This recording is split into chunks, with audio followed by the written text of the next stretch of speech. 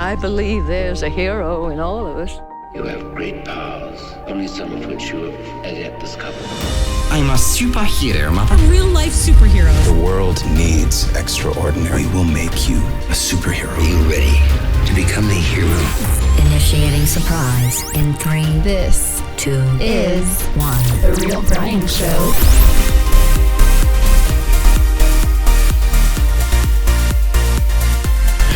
Oh no. Not again. Oh, we finally saw the Batman. I know. Late to the party, but hey, better late than never. Hey, a lot to nerd out on today. So much to talk about. We're so excited. No agenda, no format. Grab your favorite drink. Let's hit record and let's see what happens. Well, what's our little skeptic doing today? She's frying the cat in pure Nessun oil.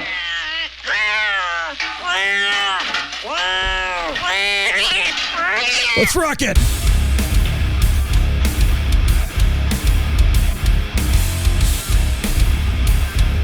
All right, welcome to the Real Brian Show. Thanks for... Did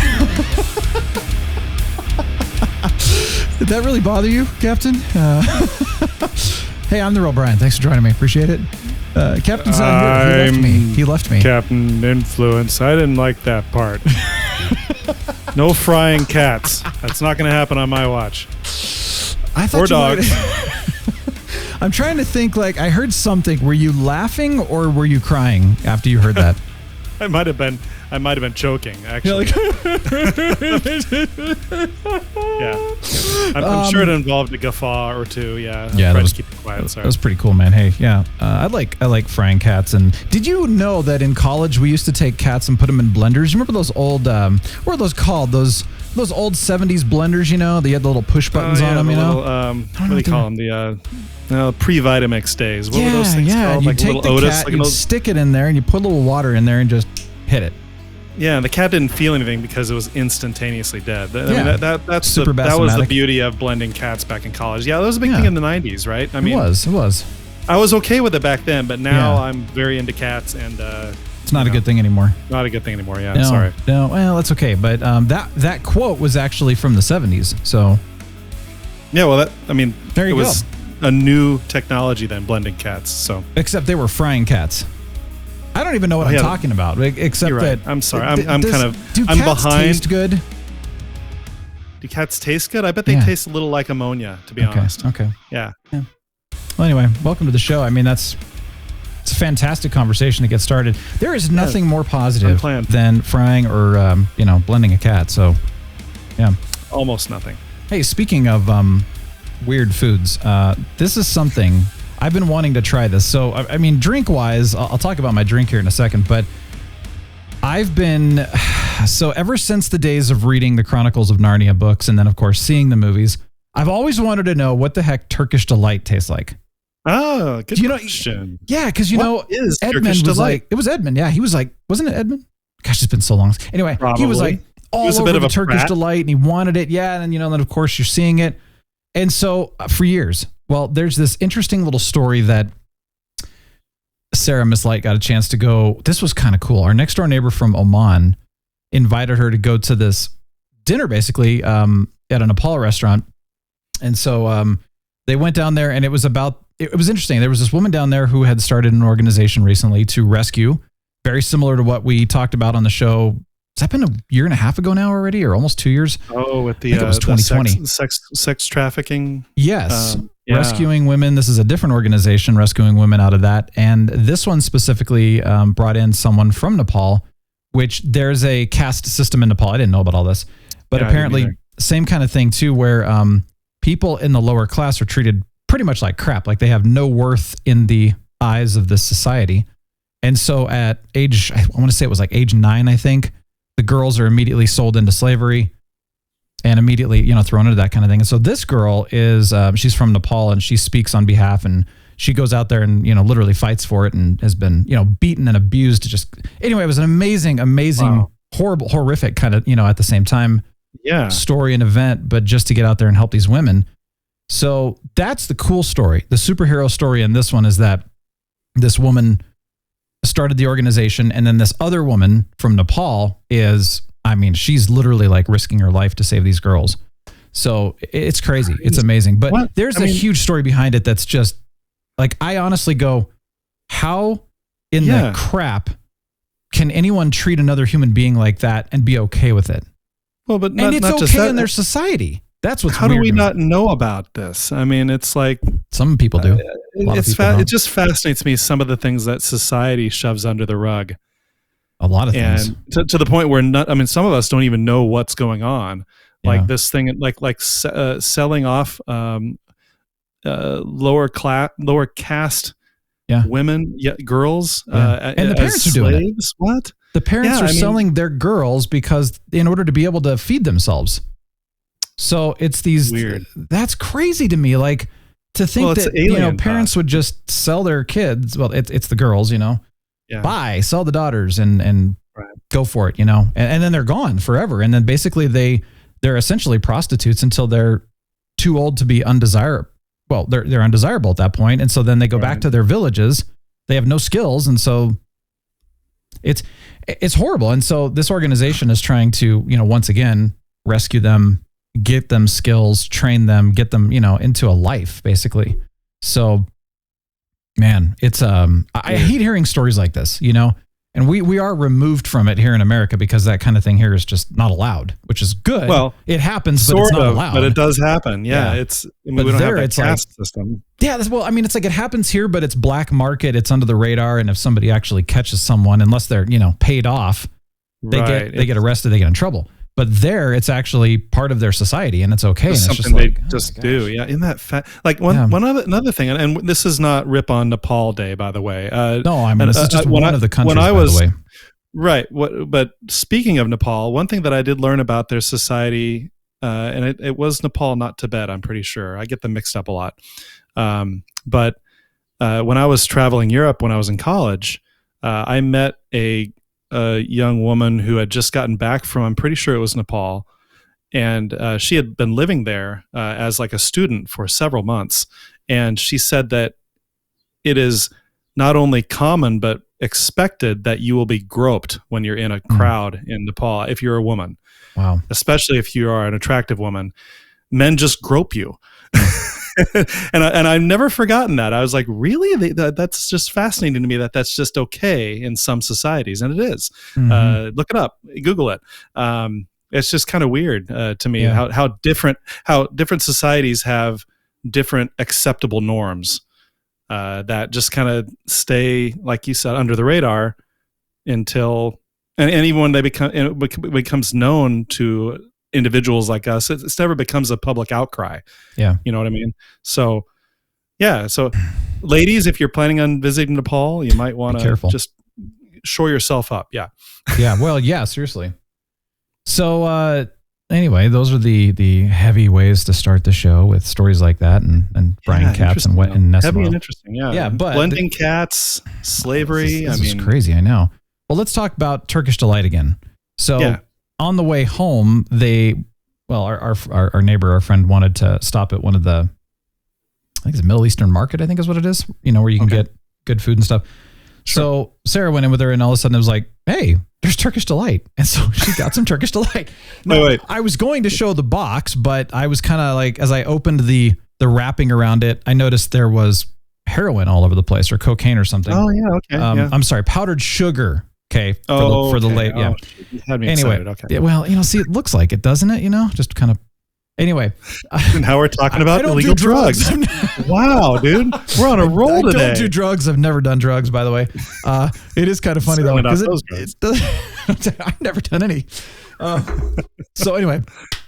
I got to the box and it was like really, really messy. And I thought, okay, I'm just going to get a piece of it out, put it on a plate. And then, because I didn't want it all over the equipment, because that would have been a big problem. Turkish Delight all over your recording equipment. Yeah. Yes. So it's clearly powdered sugar. It's a piece of, I think it's just candy, right? And so our friend recommended the rose flavored. I don't know. So I'm going to try this, but I'm thinking if I take a bite, it's just going to get all over the place. So maybe I ought to just eat the whole thing. What do you think? Oh, I can't wait. What exactly is it? It looks like a marshmallow on a toothpick. It's some kind of, like sticky, not sticky. It's, I don't even know what it is, dude. I'm going to try. It's probably literally just like food coloring and sugar and corn syrup, and that's probably all it is. Oh, like a peep. Okay, so yeah, it's like maybe probably. So here we go. I'm going to try this. But while I'm eating this, what are you drinking right now or planning to drink? Oh, so remember, I think it was the last show we talked about matcha, or was it 2 shows ago? We talked about matcha, which is powdered green tea. It was last week. Okay, so I went and got some matcha from Amazon. Nice. And I'm going to put it in my smoothie tonight, and it just came today. I put it in my smoothie tonight, and I'll report back next week how that is. But I'm expecting it to be completely tasteless, to add nothing to my smoothie except for nutritional value. So it has a bit of a taste, and it also it depends on the matcha. You're you know, the one I talked about last time, the Tao of tea, liquid Jade. I needed to link that. I forgot to link it last week. I'm sorry. I'll go back and actually, link after the fact, and I'll put it in here too. Well, I did my own research, and I got the Tea Exactly brand. Okay. It was highly rated. So, nice. Yeah, anyway. I'd never heard of it. Yeah. But some matcha is very, very smooth, got a little bit of a sweet aftertaste. Some can be bitter. It just kind of depends. But most of them are pretty good. But the nice thing is, especially if you're doing it in a smoothie, you're not cooking it. You're just going to put it in cold. It should taste great. But you might get a little bit of a flavor, but it's a really nice flavor. It's certainly not. As long as it's subtle, I don't care. Oh, it's very subtle. Yeah. Good, dude. Yeah, I like matcha. That's good. Okay, so here's my verdict. I was right. It's pretty much like sugary, rose-flavored sugar cube. It's chewy. It's chewy. So it's like, man, what would that be like? Not like, Jell-O is like really light, but this is more of like a chewier. Yeah. What is that? It's nougat or something, like caramel? No. It's I don't even know what to equate it to, but imagine it like Jell-O but chewier. As far chewy as Jell-O. Yeah, and there's something like that I can't think of. Oh, anyway, it'll come to me. But it's a candy. It's essentially a candy, I think, and it tastes like rose, which rose is good. Although I would probably try some other flavor. Yeah, I was going to say in a candy. I don't know. So I'd love to know what the history, what the origin, if you will, of Turkish Delight is. All I know is that Edmund got addicted to it and then went down the dark path. So that's right. Yeah, I don't know if I'd get addicted to that. That's pretty sugary. Maybe that'll be next week's origin. Oh, the origin of the Turkish Delight. I love it. Yeah. And why? And is this the real thing too? Because I'm curious. They didn't have red dyes back in the day, so I would be curious to know if this recipe is anywhere close to what a traditional Turkish Delight would be like. Yeah, it was good. Okay, but I don't see myself getting addicted to something like that. It's fun. Well, we have so much more. We have so many more things and better things to be addicted to now than Edmund did at the time. That's true. So yeah. So my tea today is a blend. I did something. There's a bark, a tree bark. It's called what is it? I gotta remember. Pau d'Arco. I think it's Pau d'Arco, like PAU and then D''ARCO. I think is what it's called. Oh, sounds like a Star Wars character. Okay. Yeah, go ahead. Exactly. So I'm drinking a Star Wars character. So basically, it's a tree bark that has a lot of interesting nutrients. This is okay. So ever since we talked about matcha last week, and then the cold shower thing. Oh, I got to update you on the cold shower. My gosh, and I totally forgot about the cold shower. Yeah, so cold showers, dude. I'm going to talk about that in just a second too. But I was going to talk about some of the different drinks. Yeah. So you got matcha. I think I was talking about. No, it was cold showers, and then somebody talked to me about lemon balm tea. Which I was like, I'm going to try. Same thing. Tao of tea. Same exact, that makes the matcha. So I'm like, I'm going to try this. But then I was talking about the bark tea. So I'm reading a bunch of things here, talking about the benefits of cold showers. And then it talked about the benefits of this Pau d'Arco tea or whatever. I don't know how to pronounce it, but the bark tea, that's what I call it. And and of course, these are, keep in mind, you're going to have your differing opinions because, you've got people who say, well, that's not FDA approved. And then you're going to say, well, we didn't, this study doesn't and all that. And then I just stand back and I just say, look, I'm all for consuming something or doing something that's natural versus made in a lab. If I can, and sure. Also I always ask the question, who funded this study? Somebody that, did they have an agenda, when they funded it? So, right. whatever, right? And lemon balm tea is supposed to be, good for you in a lot of different ways. In fact, they were talking about helps regulate like blood sugar. It helps you sleep better because it calms you down. It actually is supposed to help with anxiety for some people. Lemon balm, as in BALM. Oh, not Bond, James Bond. No, it's Bond. lemon balm. Yes. And then it's supposed to help with heart palpitations, which I've noticed have been better since I've been drinking it too, which is good. Interestingly enough, it doesn't taste anything like lemon, so I don't know where the whole lemon thing comes from. Interesting. Yeah, it's actually like? Of the mint family. And so I don't know if anyone has ever had a good peppermint tea, not like a tea bag, but a good peppermint tea. There's a smell, and then there's sometimes the taste that comes with it. So of course you're going to taste the menthol. But if you were to take the menthol out of the equation, that's what this tea smells and tastes like. So it has that aftertaste that peppermint has, but just without the menthol hit at the beginning. I see. And it does. It's definitely very much a mint style tea and all that, which is why I found it fascinating. But it's very, very mild. It's a very smooth tea, very subtle flavor. It's really good, actually. I was very surprised. I did not notice, of course, I'm not really anxious right now, so I didn't really notice anything with that. But I did notice that heart palpitations have been better since. And I don't know if I've slept better. I don't know. But there's that. And then like I said, I'm drinking the bark tea, but I also have the American Roots tea, both from Happy Lucky's. And that's like sarsaparilla and cloves and cinnamon, and it's more like a root beer style, and that kind of masks over the bark tea a little bit, but you get the benefits from all. So I'm just like, I'm having all these fun with all these like health experiments right now. So many teas, dude. Whatever, man. I mean, well, I love variety. But then the cold shower thing. Yeah, so my brain has very obviously blocked that out since last episode, and you traumatized by it. I think I was. I can never take a cold shower. Yeah, so I totally forgot about that conversation, and so now you're reminding me, and now I'm getting a little anxious again. But brown fat, baby. Oh yeah, the brown fat. Yeah, yes. Okay, let me tell you the story behind this. So first of all, I started taking.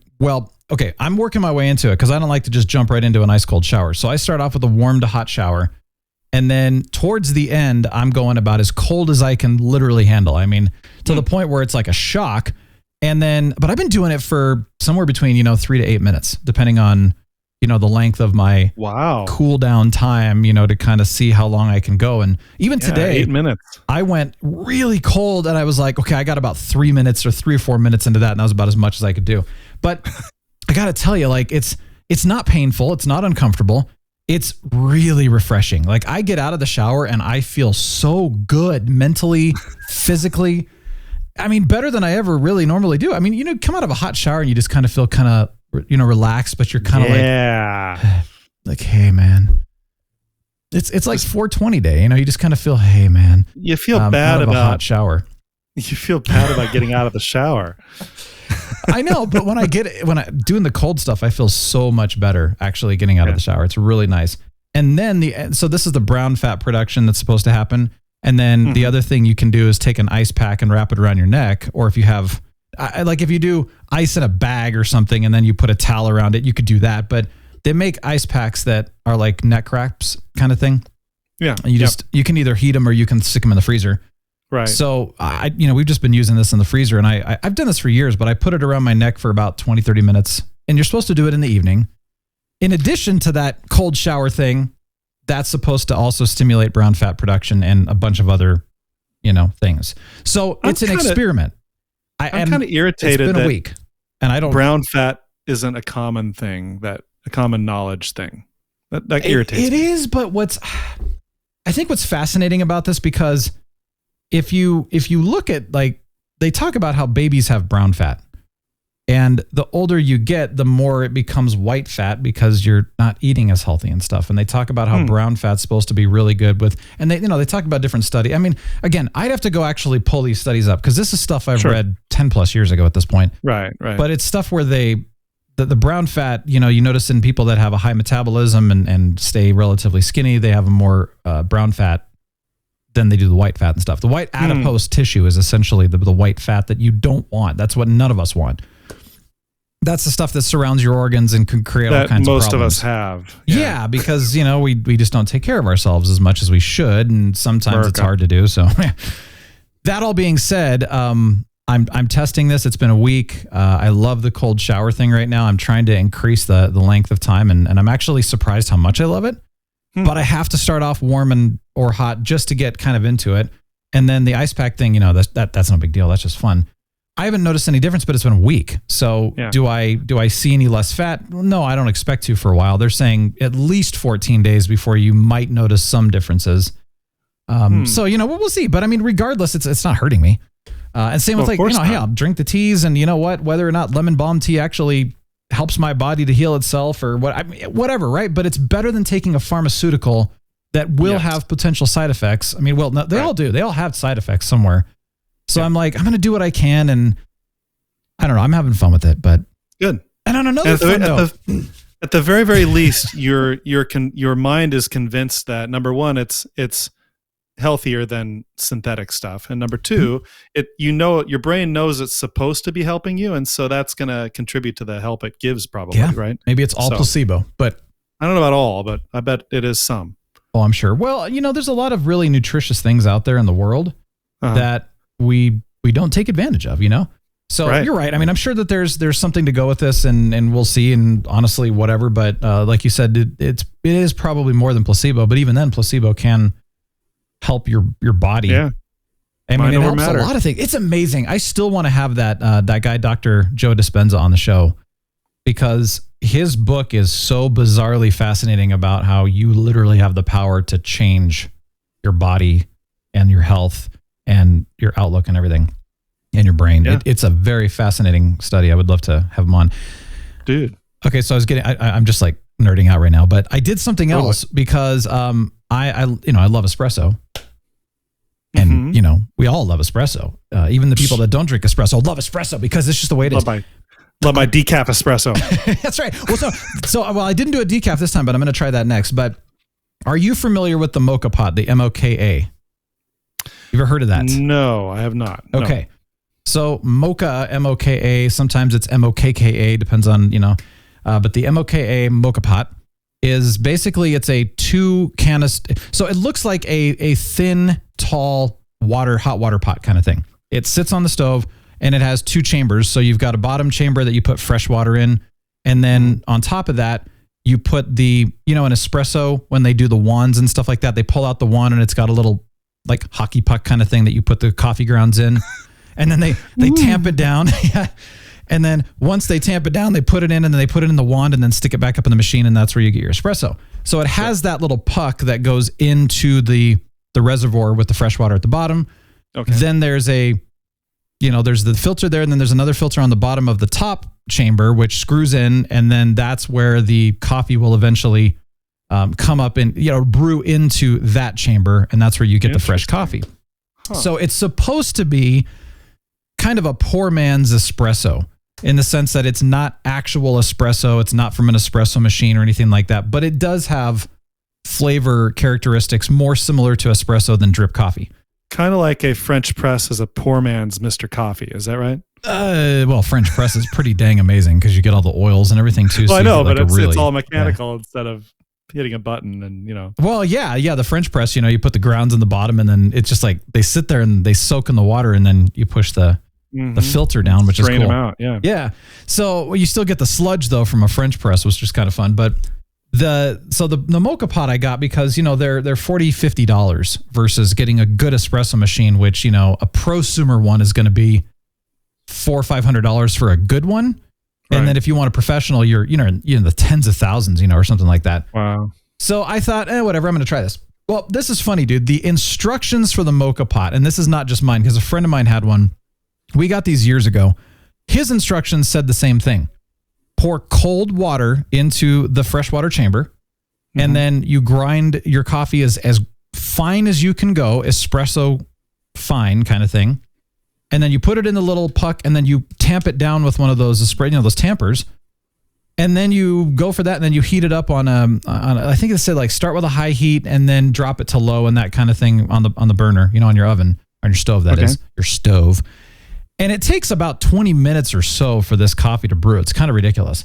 Every single time the coffee tasted burnt and extremely bitter. And we're like, man, we're using high quality coffee. Like, what are we doing wrong here? So we tried different grind settings, still doing the same thing, didn't matter. Well, this dude on YouTube says how to make a mocha pot espresso correctly. And we were doing this all wrong.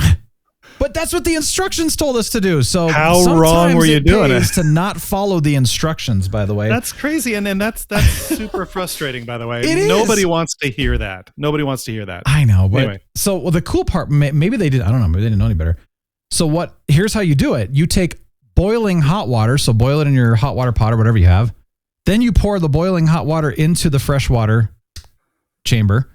Then you grind, so they were even looking at, I think it's the same grinder that I had, and they said most people would think put it on espresso grind. Don't do that. Go in a few, depending on your grinder, go in a little bit so that it's not as fine, and never ever tamp the grounds down. Make sure that they're loose. So you're pouring hot water, because they said here's the thing: if you're pouring cold water in the chamber, as it's taking its time to essentially boil the water, it's heating up the coffee. And so eventually the coffee starts to burn. Makes sense, right? I never thought about that before, but I was like, oh, well, that makes sense.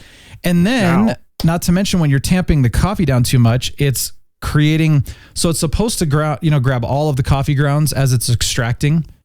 But when it's tamped down, it's only shooting through like little holes in the coffee grounds, so you're not getting them all. And you'll notice if you take them out, you don't have any aeration. Yeah. Okay. Yeah. And so then it ends up being an extremely bitter shot that's burnt coffee. And so if you do it with the hot water and don't tamp it down and then put it on a medium heat, it only takes like a couple minutes for it to do it.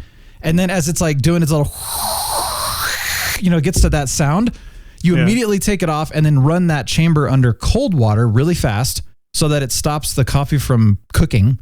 And then you pour it out. It was amazing. It tasted so good. I was like, this is smooth. There's no bitterness. There's no burnt. Oh my gosh. So I finally have a poor man's espresso. So the person writing the instructions is an idiot. Either A, translated it wrong, B, was having a bad day, C, was a practical joker. Different companies, though. Same instructions. So did you ever watch the TV show Monk? That's a little weird. Did you ever watch Monk? No, I never did. Okay, so in Monk, his brother, Adrian Monk's brother, wrote instruction manuals. That was kind of the big deal. And he used to complain about how most people get them wrong and nobody ever does them right. And he actually pays attention and he's OCD. So he makes sure to get every detail correct. And I was like, well, it's because Monk's brother wasn't writing these. Yeah. There you go, man. That's clearly why. I've got another food story. Oh, yeah. More stories. This is so exciting. I love stories. Go for it. Told you we're just nerding out today, man. I wish we could be, playing some music in the background, just kind of chilling. Hey, okay, what are you drinking right now? I hope you brought your favorite drink with yourself, so that we have our. You guys, not me. You guys. Bring your favorite drink and drink. I got water. I got Adam's ale right. That's good. See, we have all these food stories, so get yourself some Turkish Delight. If you're like, I don't have anything to drink, I don't have any food. Stop, pause right now, go get something and come back and enjoy. Here's my next story. Turns out we have a Giordano's pizza in Colorado. Really? And I thought, oh my gosh, brand new. This is so exciting. Like I've been wanting a Giordano's pizza here forever. This is awesome. And our friends they've been here for like a year. I was like, wait, what? That's also irritating. What's with all those irritating stories? How did I not know about it? How did I not know about it? Well, you especially. There's no excuse for you. At least I'm 700 miles away. But I don't get it. Because they didn't advertise it. This is the weirdest thing ever. So crazy. We went. Yeah. Oh yeah. And here's the thing. I can't remember if it's as good as Chicago or not, but it's so good. Now, granted, our friends used to live in Chicago, and they said, okay, well, no, hold on. Giordano's is okay, but there are a lot of other pizza places that are better.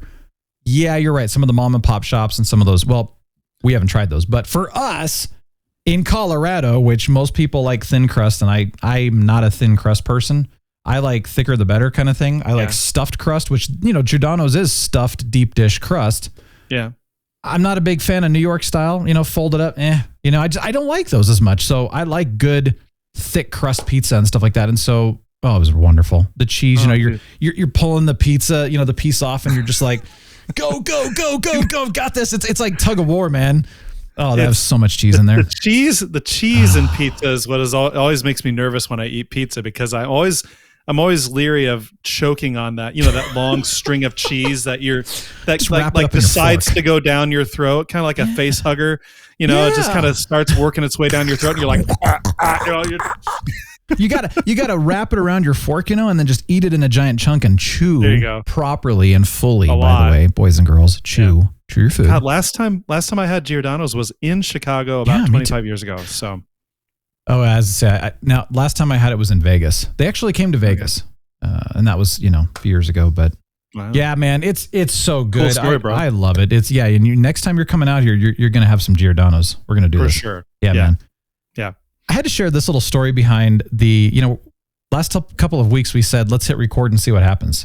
I don't know if anyone's noticed. Probably no one's noticed, but once in a while, someone's like, what's going on with that? So for the one person that went, what's up with this?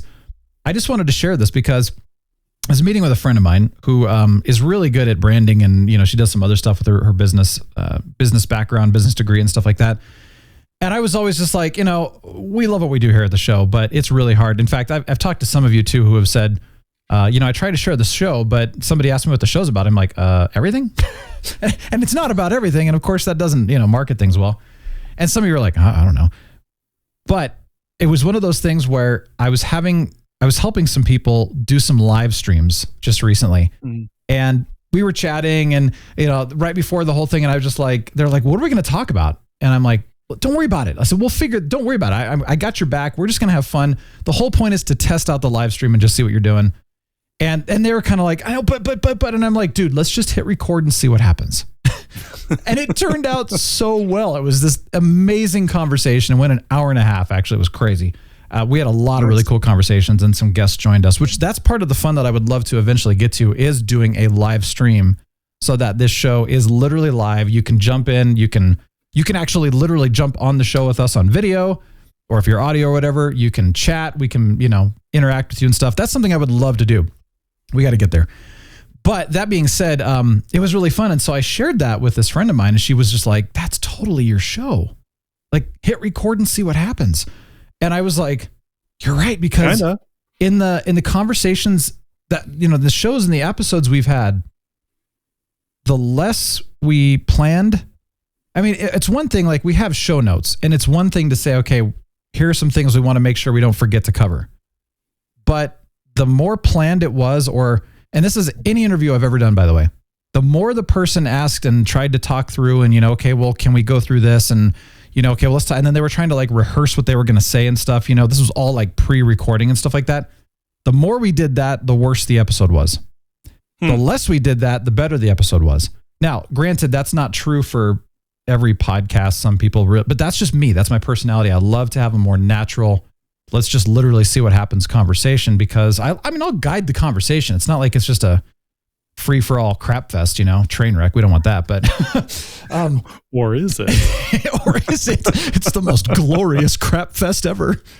It's literally like the best dumpster fire you've ever seen. So that's a good one too, man.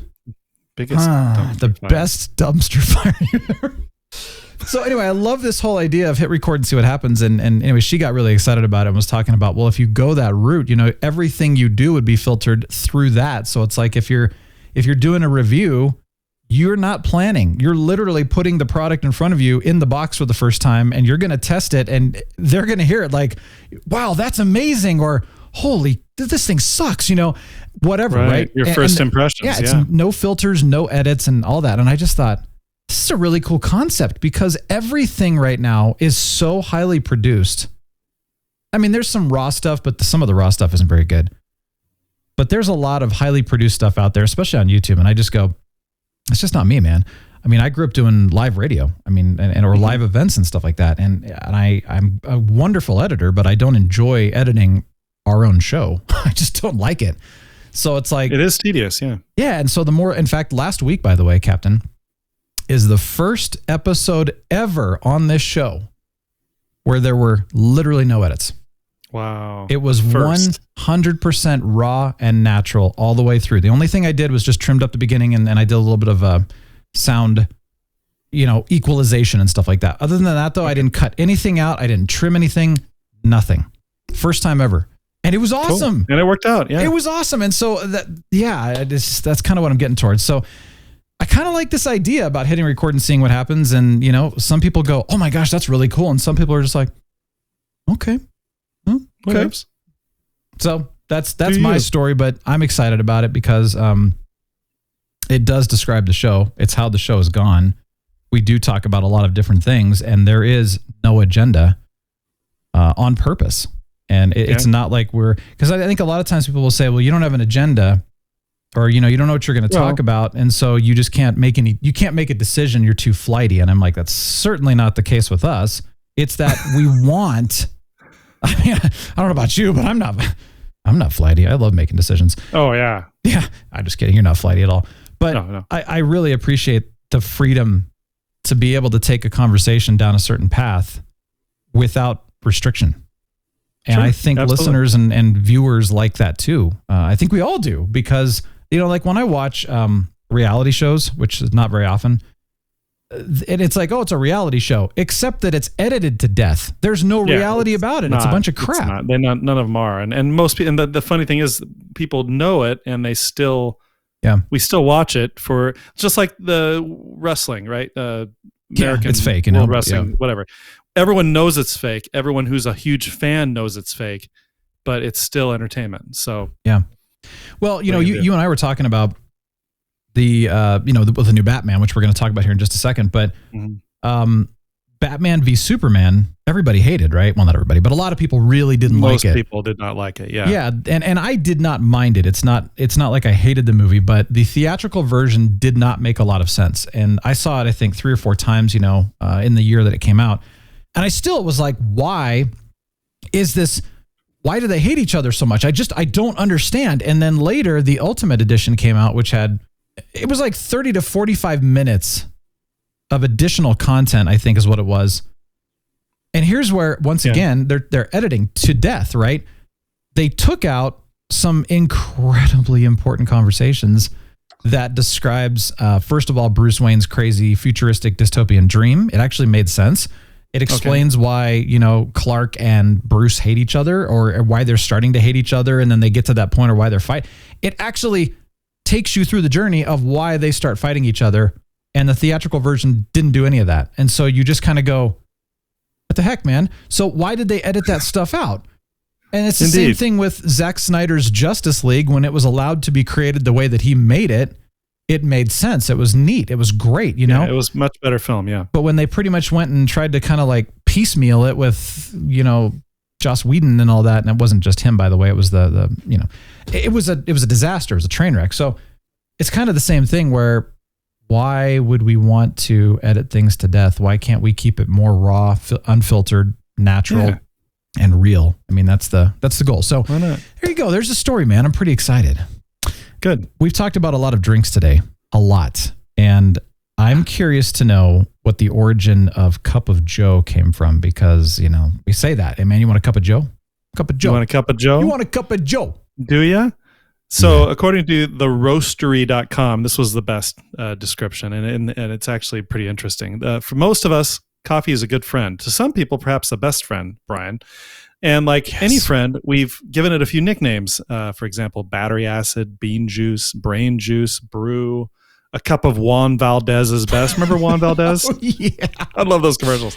I am Java, Jitter Juice, Jet Fuel, Morning Mud, Liquid Energy. The list goes on and on. Dude, Jet Fuel. But if I like that. Jet Fuel. But if one name had to stand out from the rest, it has to be Cup of Joe. Mm-hmm. Cup of Joe is, without a doubt, the nickname that comes to mind when it comes to coffee. But where did this term come from? Was there a guy named Joe who made really good coffee? Or is Joe a bizarre shortened version of Java? In short, we don't know. Really? No one does for sure. Yeah. The origin of the term is as cloudy as creamer. Thankfully, the thorough folks at Snopes.com did some research. Okay. Here are the 3 leading theories on the origins of the term Cup of Joe. Number 1. I'm going to vote these. It's a Navy thing. It's a U.S. Navy thing. Okay. Some theorize that it all started in 1913 when Josephus Daniels was appointed Secretary of the Navy by President Woodrow Wilson. Yeah. Say that 10 times fast. As the story goes, on June 1st, 1914, Secretary Joe issued General Order 99. Order 99, by the way, this is right around when World War I started. As opposed to Order 66, right? Just exactly. Okay. Just upside down Just 66. check. Yeah, I was thinking that. Order 99 prohibited alcohol aboard naval vessels. From then on, the strongest drink of any kind allowed on naval ships has been coffee. So ever since. The presumably disgruntled and sober sailors weren't happy with the changes, so they started to call coffee a cup of joe out of spite. It seems convincing. It does seem like a convincing theory, but is it true? At one point in the Navy's history, sailors were given a daily ration of rum.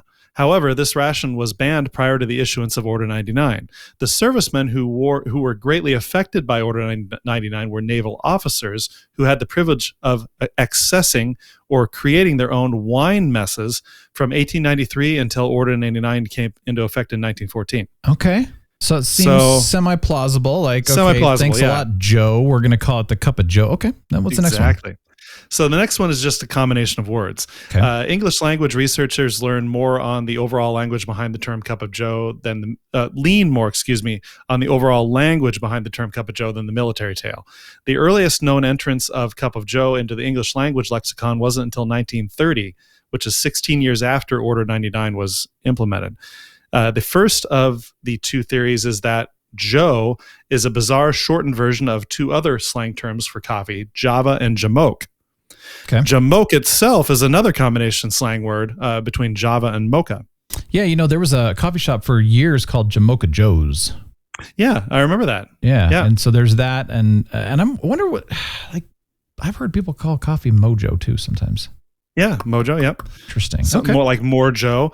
Or Mo Java. I've heard. There's a Mo Java coffee shop. Give me some Mojo. Front Range. All right. So the third theory is that it's the common man's drink. It focuses Joe. on the name. Yeah, on the name Joe. Joe is a slang name for the common man. Okay. The first usage of Joe in this instance had appeared in English lexicon around 1846. Hence, a cup of Joe is the common man's drink. So there you have it. Wow. Interesting.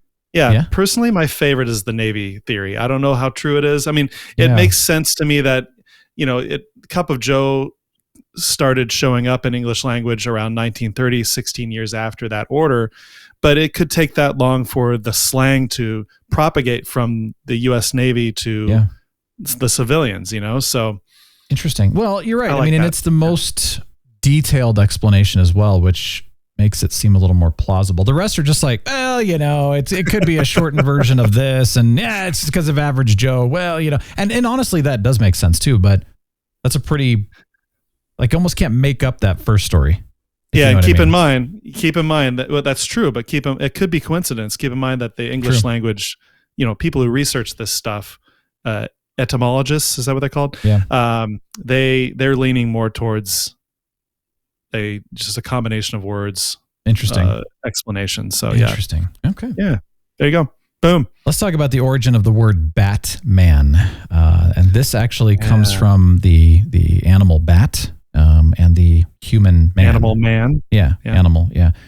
That's how we got it. So there you go. All right. There you go. We've had a great episode. Now let's talk about the Batman. We finally saw this. I know we're late. to the party here. What else is new? But it was one of those, I was not quite sure if I wanted to go back to theaters or not. And I got to tell you, this is funny. So Cinemark, they actually sent me a survey.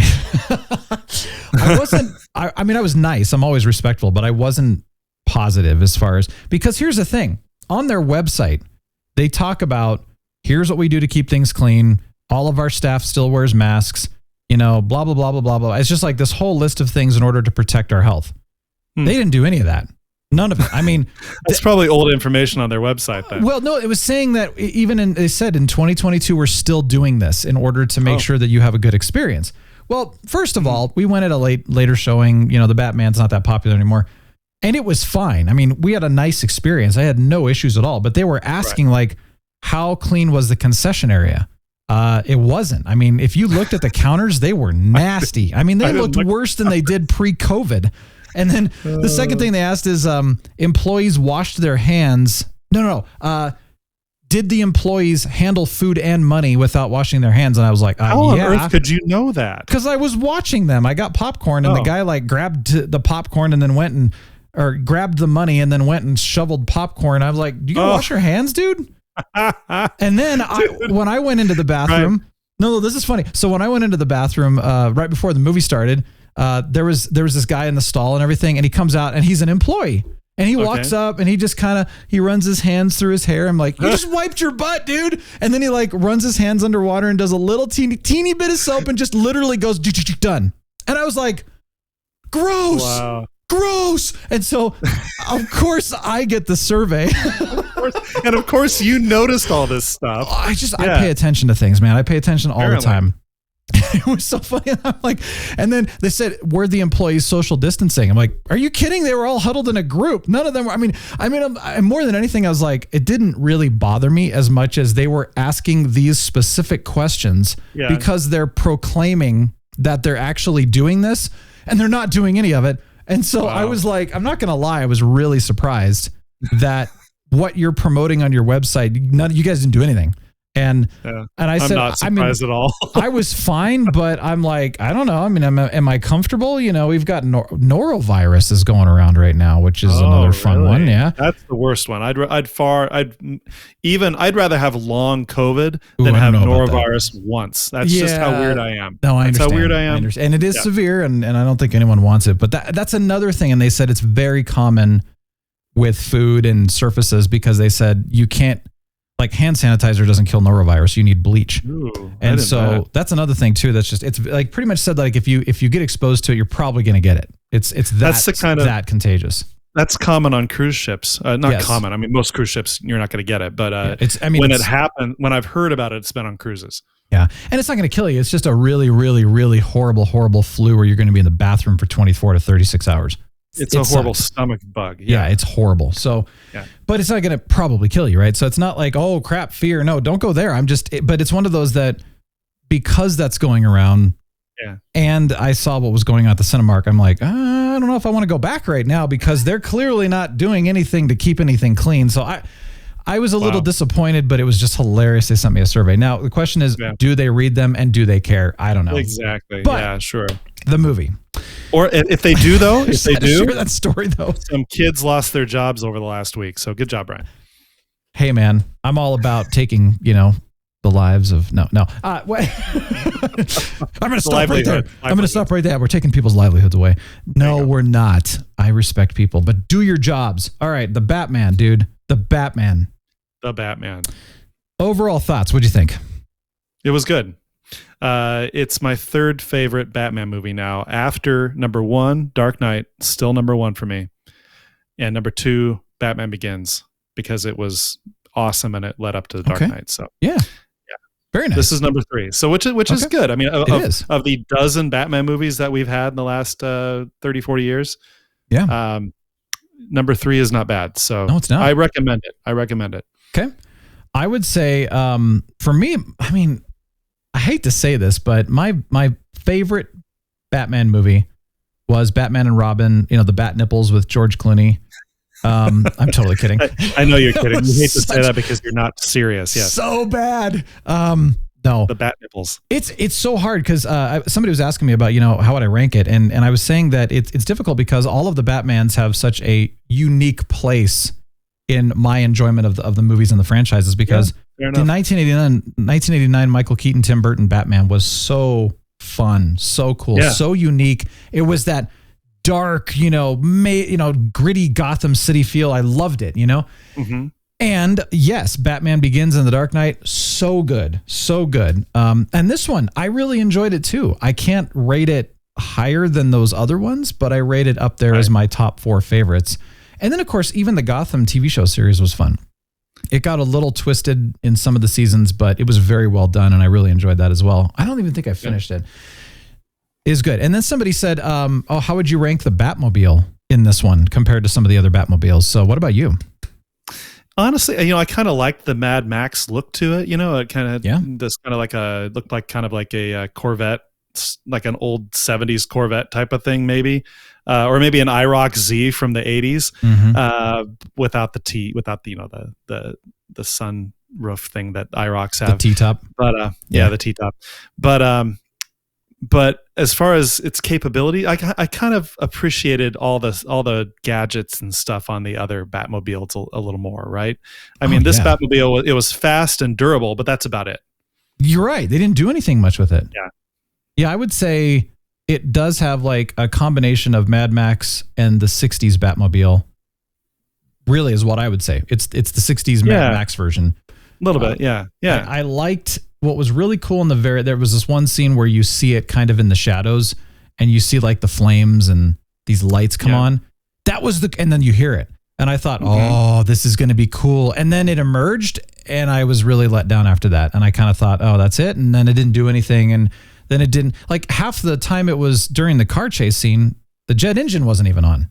And I thought, well, that's lame. I don't know if that was an oversight. You don't need the jet engine on unless you want a lot of speed, right? I guess, but I don't know if that was an oversight or if that, I don't know. But to me, I would rank it as one of the lower Batmobiles. I mean, again, the 1989 Batmobile that it had that was the 70s Corvette, that traditional black looking Corvette, with the rounded edges.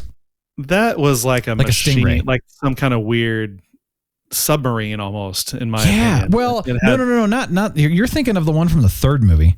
The first movie looked like a black Corvette with a giant engine, with jet engine, and it was really cool, and it had all the cool gadgets and the shield, and that was neat. And then as the movies, Batman Returns was the same one, but when you get into like Batman and was it Batman Forever and Batman and Robin, that's when they added like the giant fin, and it started to get super cheesy looking, and I didn't like any of those. And then of course the Tumbler from Batman Begins was awesome. That was just such a cool, it was just totally different. And I thought that was neat how they made that one work too. But I don't know, I would rank this one below those for sure. What did you think of Cedric Diggory as the Batman? What did you think of him? Blown away, to be completely honest. Now, granted, I know he's a good actor because as Cedric Diggory, he did. You love Twilight. I am such a Twilight fan. Oh my gosh. God, so, guys, I came into the theater and I actually did glow in the dark glitter on my chest. Yeah. So that in the middle of the movie, I ripped my shirt off. And everybody that was sitting around us was, a couple of them were offended, but most of them were like, thank you. You literally have just made my night. They didn't even watch the movie after that. They just watched me. It was like awesome. Middle-aged women who were really into Twilight about 20, 30 years ago. Yeah. So that's how much I love Robert Pattinson. I mean, I idolize him. I have an autograph. Name, right? I'm actually trying to get a picture with him. I just love the Twilight series. So now, sorry, that was me being truthful. Jokingly though, I liked him as Cedric Diggory, and he was in Tenet, which I thought he did a really, really good job in Tenet and stuff like that. But honestly, I haven't seen him in anything beyond that, to be completely honest. So he was good though. I thought he was amazing. Actually, I thought he did a really good job. It felt good. It felt right. Yeah, I was surprised. He was like a young Bruce Wayne, a young brooding Bruce Wayne. Yeah, brooding. There you go. Late 20s brooding Bruce Wayne. Yeah. So. Although I think he's in his 30s, but yeah. But that's what his character reminded me of of a brood, because his hair was too long. He just looked younger than 30s in the movie. But yeah, he did a really, really good job. I think everyone was very surprised how well he fit the role. So kudos to Pattinson. He did a nice job. Totally. So yeah, that was awesome. Catwoman. What'd you think of her? The daughter of Lenny Kravitz and Zoe. Zoe Kravitz, right? Yep. She was fantastic. Yep. She did a really good job of acting. I had no problem with her. It was all good. So good. Yeah. Wasn't too much, wasn't too little. Yep.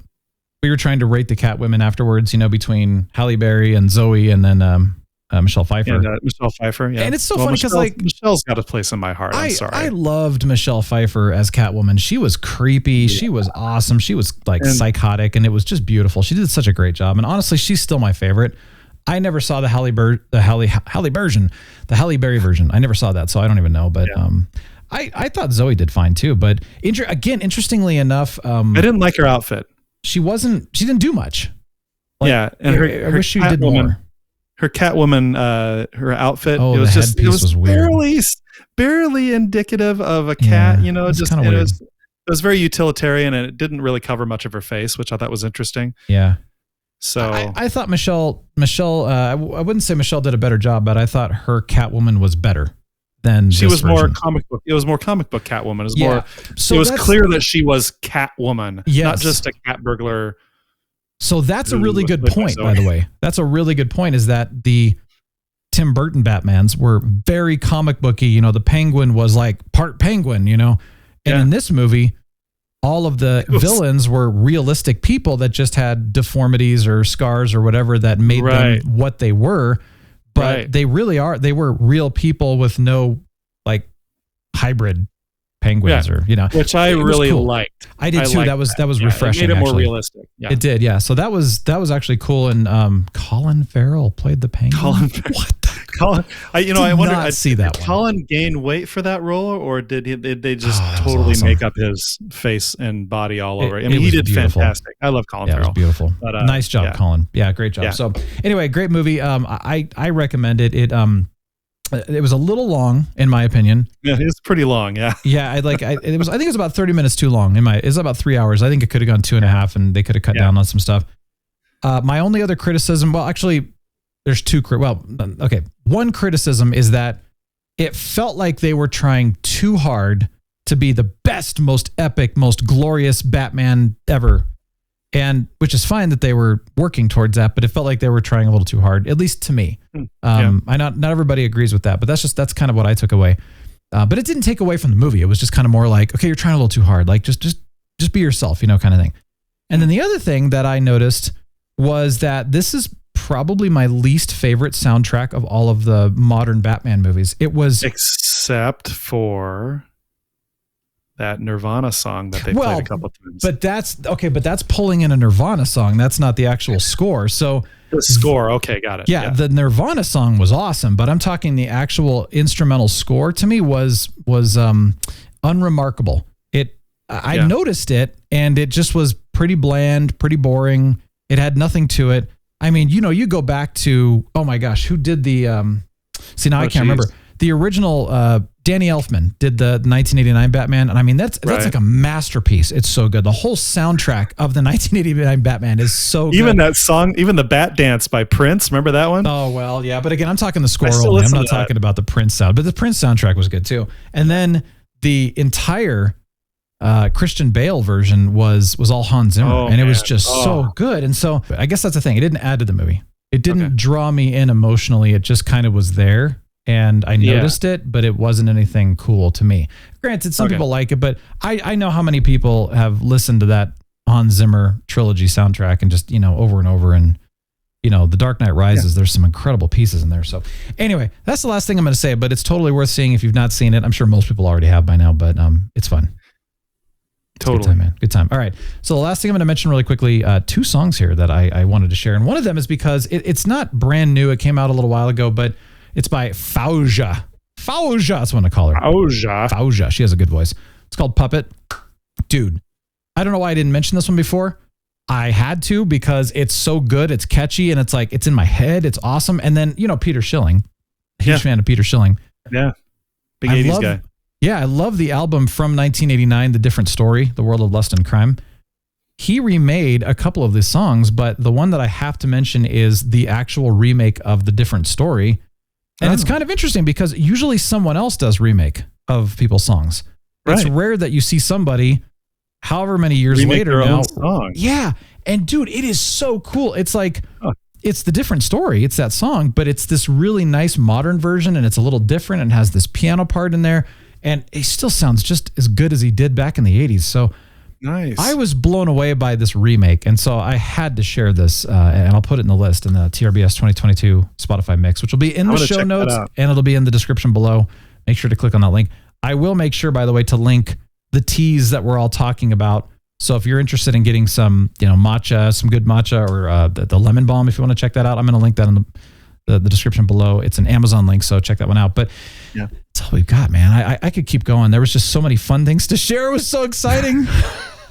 I had a good time today, man. You need to give your voice a break after this episode. Oh, man. Dude, man, I'm having a good day. I hope you're having a good day too. I hope everyone's having a good day. Got to end the week right. Have a great weekend, though. Oh, there's something I forgot. Wait. Let's see, was it? Deep Thoughts with Captain Influence. Instead of a cup of Joe, give me a gallon of Dave. It'll smell way worse, but it's worth it. Yeah. You know what the music means? I wish you wouldn't ask me that every time. I know. It's kind of like Zoe Kravitz's mom. You know what I want to know, though, is what does the bat suit smell like after wearing it that long?